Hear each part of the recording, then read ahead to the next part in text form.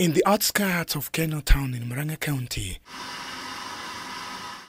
James Muritu is busy with his team doing what they know best. In the compound, all manner of plastic is available. Using this furnace, Muritu and his team are able to produce petrol and diesel using plastic that is picked and outsourced from garbage collectors. It's a bit hot, so Muritu takes us through the process of making diesel and petrol. ProGreen is an idea that came out of a research exercise that I started 2 years ago. So I spent 2 years researching into a better solution for plastic. Because what I have found is that even though we are told plastic is recycled, but it still ends back to our environment. And what I was looking was for a more environmental and a more value-adding manner into which we can handle plastic. I began with paving blocks. So I used to make paving blocks, but in one of the days when we were doing our work, actually the whole thing flamed up.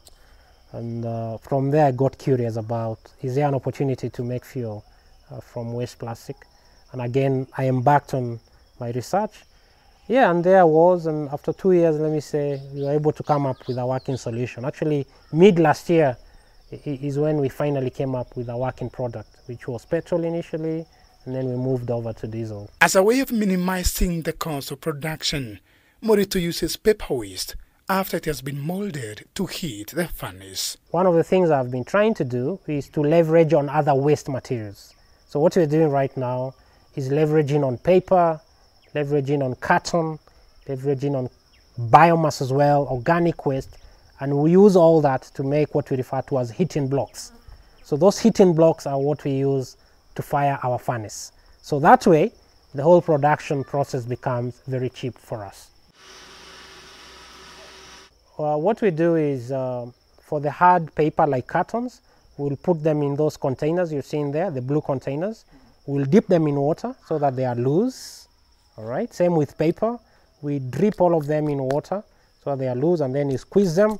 So around, you might have seen some round balls. Actually, that's from the paper that has been squashed and squeezed so that you come up with balls. But we also have companies that bring waste to us. So there is one company that produces waste paper. So the waste that comes from their production process, instead of throwing it, we go and pick it and we mix it with our paper. So it's what we refer to as waste pulp. So all we need to do is to mix it, and we come up with some nice blocks, dry them up, and once they are fully dried, that's what we use in our furnace. This furnace can heat up to 500 degrees, making it easy to produce fuel from plastic waste. But is the fuel produced here up to standard? Cabs have been very involving. They've certified diesel. Petrol is not yet certified, so that's an ongoing process, but at least for diesel, there's a certification for it. And the license we have is to sell our fuel as a blend. So it's a very common practice, even in the US or Brazil, where you have fuel blends. In Brazil, they use ethanol, which can be blended with the other pump fuel. So for us as well, we sell it as a blend. So we don't sell in a dispensing machine like a fuel station.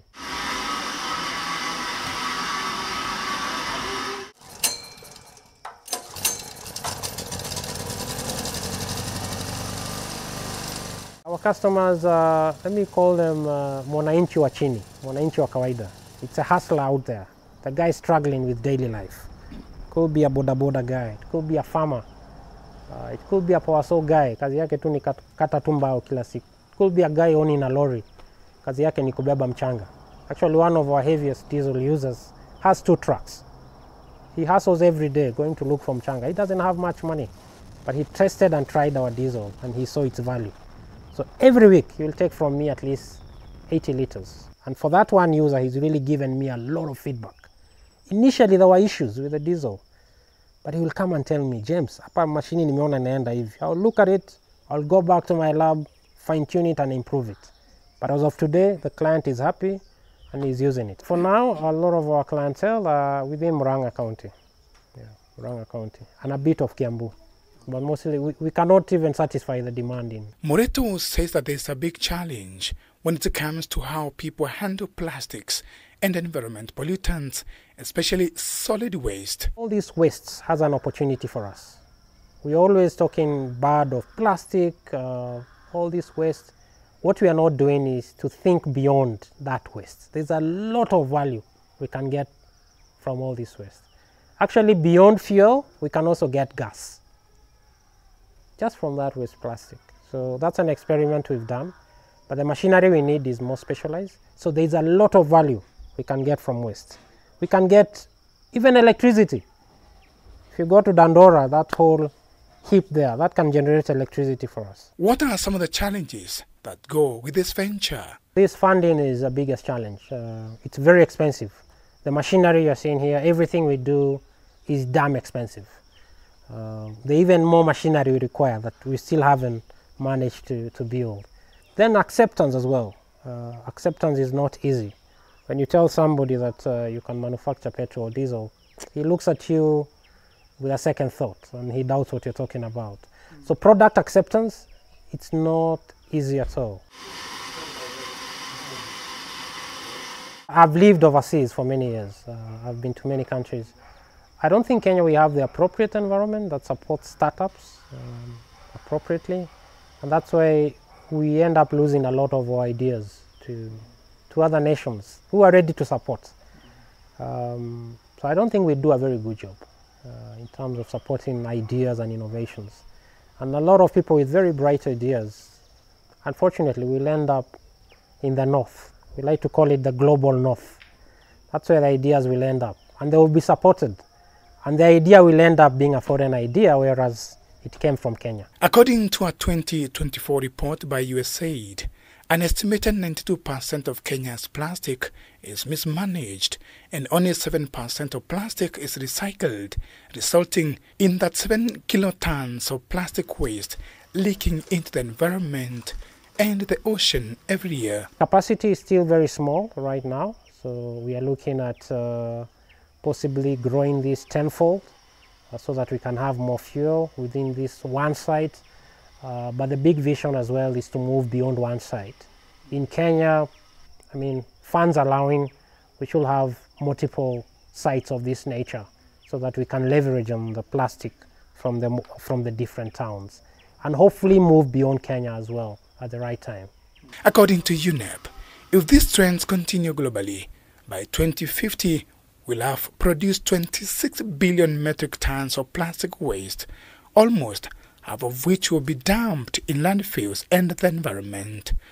Subsequently, there will be more plastic than fish in the oceans by 2050, according to different studies. Yeah. Are we okay? Yeah. Little efforts such as one being employed here by Muritu and his 8 employees could go a long way in reducing plastics that ends up into water bodies and the terrestrial environment.